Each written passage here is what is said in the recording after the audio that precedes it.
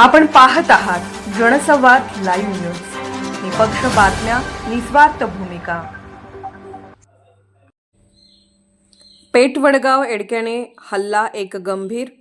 निवडणुकीत प्रभागातील उमेदवार निवडून आल्याने फटाके उडवायला सांगितल्याच्या कारणातून हद्दपार आरोपी सागर राजेंद्र खोत यांनी आपला मित्र आयुब मेहबूब सरकवास यांच्या मदतीने एडकेच्या साहाय्याने 25 वर्षीय रतन आप्पासो पाटोळे याच्या डोक्यात तोंडावर वार केल्याने तो गंभीर जखमी झाला.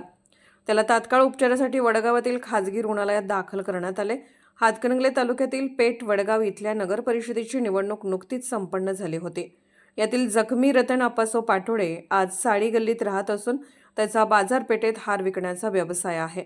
आरोपी आणि हल्लेखोर एकाच ठिकाणी राहत आहेत. या निवडणुकीमध्ये जखमी रतन आप्पासो पाटोळे आणि हल्लेखोर सागर राजेंद्र खोत यांच्या प्रभागातील उमेदवार निवडून आल्याने रतन आप्पासो पाटोळे यांच्या सांगण्यावरून एका कार्यकर्त्याने फटाके उडवलेला संशय घेऊन सागर राजेंद्र खोत यांनी रतन आप्पासो पाटोळे याला मारहाण केली होती. याबाबत रतन पाटोळे यांनी पेठ वडगाव पोलीस ठाण्यात तक्रार दाखल केली होती. यातील आरोपी सागर राजेंद्र खोत हा हद्दपार गुन्हेगार आहे.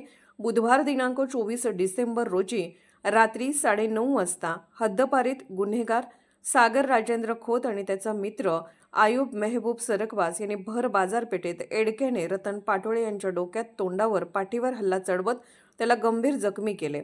हल्ला करून हल्लेखोर पसार झाले. जखमी पाटोळे यास उपचारासाठी तात्काळ खाजगी रुग्णालयात दाखल करण्यात आले. याबाबत रात्री उशिरा उज्ज्वला आप्पासो पाटोळे यांनी पेठ वडगाव पोलीस ठाण्यात गुन्हा दाखल केला आहे. जनसंवाद लाईव्ह न्यूज चॅनलला लाईक करा, शेअर करा आणि सबस्क्राईब करा.